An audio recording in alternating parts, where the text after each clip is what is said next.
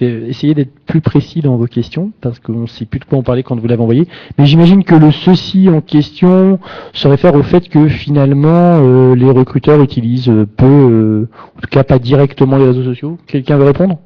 Est-ce que vous trouvez qu'ils survendent leur proximité avec vous?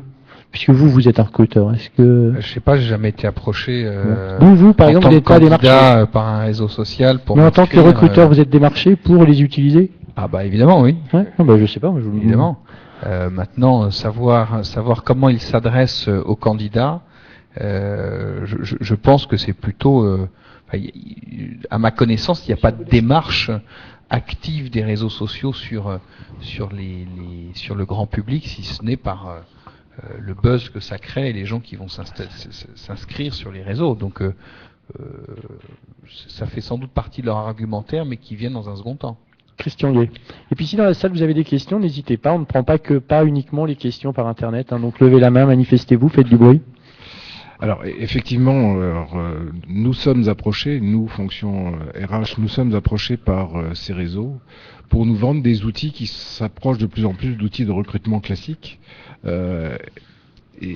C'est quoi un outil de recrutement classique? C'est un outil qui permet à la fois de passer des annonces, de gérer les candidatures qui vont être suscitées par ces annonces, et puis qui permettent de qualifier les profils, etc.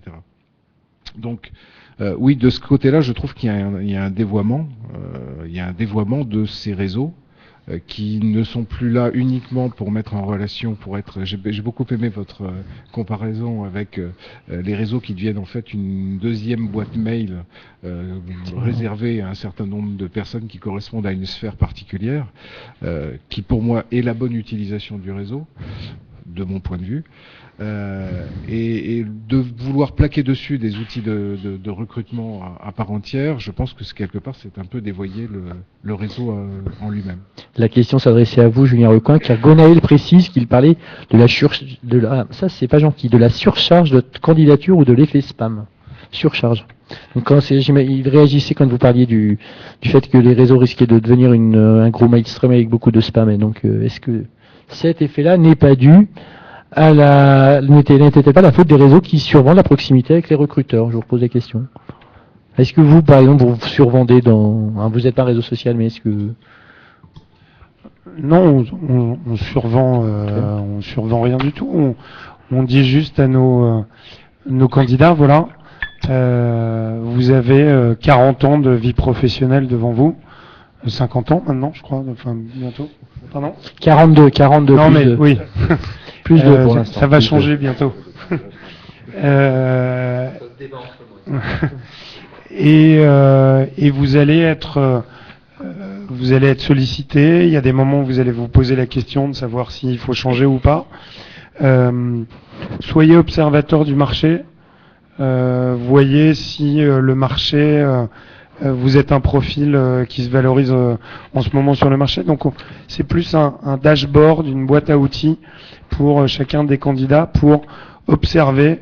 Alors il peut se benchmarker en permanence sur son salaire en voyant toutes les nouveaux salaires qui sont postés dans son univers fonctionnel. Il peut regarder dans son univers industriel ce qui se dit dans les boîtes concurrentes. Il va pouvoir voir si l'ambiance est meilleure dans son entreprise que dans l'entreprise concurrente et vice versa. Et il va pouvoir voir aussi si il se fait chasser. Et puis se faire chasser, parfois, c'est aussi un bon moyen de négocier en interne. On a vraiment envie de rester et en fait on s'aperçoit que on nous propose une option de carrière peut-être plus intéressante à côté. Donc c'est de l'aide à la réflexion. À la décision aussi. Et évidemment la décision. Ouais. La surcharge aujourd'hui, je pense que les recruteurs, je parle pas des entreprises, mais poussent tous les candidats, je reviens à ce que je disais tout à l'heure, à être actifs sur les réseaux sociaux. C'est un peu la quadrature du cercle en fait. Ils sont en train ils ont déjà créé un leurs propres concurrents, parce que de l'autre côté, les réseaux sociaux vont voir les entreprises pour essayer de bypasser les professionnels indépendants du recrutement comme Manpower Professionals, en essayant de dire aux entreprises, arrêtez de dépenser de l'argent avec des chasseurs de tête, chassez vous-même. Et les entreprises continuent pourtant à utiliser des chasseurs de tête, parce que, comme dans un processus de cession d'entreprise, quand vous voulez céder votre entreprise, vous n'allez pas voir quelqu'un directement en disant achète-moi. C'est toujours mieux d'utiliser un intermédiaire pour dire tiens, ils sont pas à vendre, mais peut-être. Pareil pour une entreprise qui va recruter, elle va mandater. Je parle à votre place, mais c'est un métier que je connais pas aussi bien que vous, mais elle va préférer utiliser un écran en disant peut-être que à tel endroit il y a des gens qui m'intéressent. Est-ce que vous pouvez aller chercher ces candidats-là ou m'en trouver des meilleurs et utiliser toute votre expertise pour pouvoir le faire. Ça se passe comme ça, Fabrice de Saint-Sauveur, les gens viennent vous voir avec déjà des noms qu'ils ont trouvés sur... Ça, c'est des missions formidables. Ouais, ça se passe relativement rarement comme ça quand même, parce que sinon il faudrait revoir à peu près tout le business model, parce qu'on aurait du mal à vendre nos prestations. Parce que vous en trouveriez toujours des meilleurs. Le client nous apporte à la fois le mandat et en plus le candidat. Mais il arrive effectivement que dans des shortlists, il y ait 2-3 personnes qui aient été suggérées par le client, qui ne veut pas les approcher lui-même, oui, bien sûr. Bien sûr. C'est courant ou c'est exceptionnel ? C'est exceptionnel. D'accord. Ok. Moi, depuis le début, à vous écouter, j'ai l'impression que finalement, ça change pas grand-chose les réseaux sociaux. Est-ce que je me trompe vous avez tous un peu d'expérience. Alors, les réseaux sociaux ont en gros 5 ans. Rien n'a changé depuis 5 ans. Tout est... Finalement, vous continuez à faire appel à des professionnels qui, eux, font appel à leur savoir-faire. Sur la partie recrutement, oui, beaucoup. Après, oui, beaucoup. Ça a beaucoup changé ou ça n'a pas changé ? Non, beaucoup. On fait toujours beaucoup appel. Oui. Non, dans les pratiques, franchement, de la fonction ressources humaines, les réseaux sur le recrutement n'ont pas changé. Enfin, encore une fois, pour ce qui concerne l'expérience que je peux avoir ou même mon réseau d'amis avec qui je discute, franchement, ils continuent de fonctionner de la même manière que ce qui fonctionnait. Simplement, il y a une transposition dans le monde du numérique de ce qui se passait dans le monde physique avant. Mathieu Gavet ? Aujourd'hui, le changement sur la partie recrutement opérationnel, effectivement, je pense qu'un cabinet de recrutement sera plus à même à répondre que moi. Ce qui est certain, c'est qu'aujourd'hui, on a depuis, alors effectivement, les réseaux sociaux existent depuis 5 ans.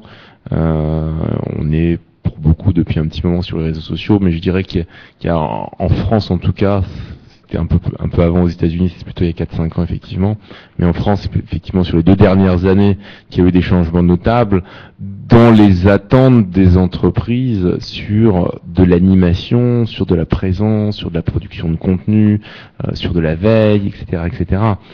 Sur la partie recrutement en tant que telle, pour toutes les raisons qu'on a évoquées tout à l'heure, sollicitations multiples, cercles pas forcément toujours ouverts, volonté de conserver un certain nombre d'informations confidentielles, et puis aussi manque de temps, tant de la part des recruteurs que de la part des candidats, parce que, on fait dire, être sérieusement sur les réseaux sociaux, c'est 1 heure par jour, pour faire quelque chose qui tienne la route, être un peu à jour, suivre ce qui se passe, informer les gens, etc. Alors c'est vrai qu'il y en a une partie qui vient, qui s'enlève sans doute d'un certain nombre d'échanges par mail. Après, ça dépend des cultures de chacun. Mais c'est vrai que là où ça change quelque chose, c'est qu'aujourd'hui, c'est un média intégré dans une stratégie globale, comme du marketing direct, comme des actions online, comme de l'événementiel, comme un plan média, etc. C'est un vecteur de communication où on retrouve d'ailleurs tout ce que nous, en tant qu'agence de marketing et de communication, on peut faire pour nos clients, une dimension amont, veille, conseil, suivi, stratégie, etc., une dimension production de contenu et et une dimension conquête. Et donc le média social rentre vraiment dans cette catégorie-là de globalité. Après, je pense qu'on manque un peu de recul en France, peut-être un petit peu moins aux États-Unis où c'est clairement en avance, mais sur quelle évolution il va y avoir à 2, 5, 10 ans sur les réseaux sociaux. Je pense bien malin qui peut dire ce qu'il en sera. Maintenant, encore une fois, comme je disais tout à l'heure, je pense que c'est important d'y avoir une présence, je parle pour une entreprise, je parle pas pour un candidat, une présence minimale mais vraiment indispensable. Et puis après, en fonction de la stratégie, en fonction de l'image de la marque, en fonction du secteur d'activité, c'est sûr qu'un client qui travaille dans l'IT ou un grand industriel vont clairement pas avoir la même approche. D'abord pour une bonne et simple raison, c'est qu'aujourd'hui une entreprise dans l'IT utilise très clairement au quotidien les réseaux sociaux pour trouver des profils très pénuriques parce que c'est un relais comme un autre, alors qu'un grand industriel, je suis un peu on a des clients sur les deux côtés du trait qui se disent, il faut que j'initie une réflexion sur les réseaux sociaux. Fabrice de Saint-Sauveur. Oui, pour nous, ce qui est sûr, c'est que les réseaux sociaux vont modifier durablement la manière dont on fait ce métier. C'est ce que je disais tout à l'heure en début de débat, c'est que pendant très longtemps, les cabinets se sont contentés de valoriser leur capacité de sourcer des candidats, c'est-à-dire de les trouver.